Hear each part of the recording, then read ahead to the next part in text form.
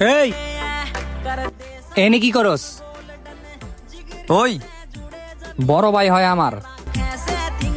তোমরা এনে কি সবাই গুন্ডামি করো নাকি? তুই আয় বাসায়। ওই এই জায়গায় চিল্লাইতাছস কে? এটা কি তোর বাসা পাইছস? জানি না এগুলা কোত্থেকে আসে। ওই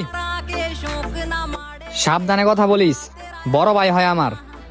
বড় ভাই সাথে কি হইছে? ঘরে রাখতে পারোস না?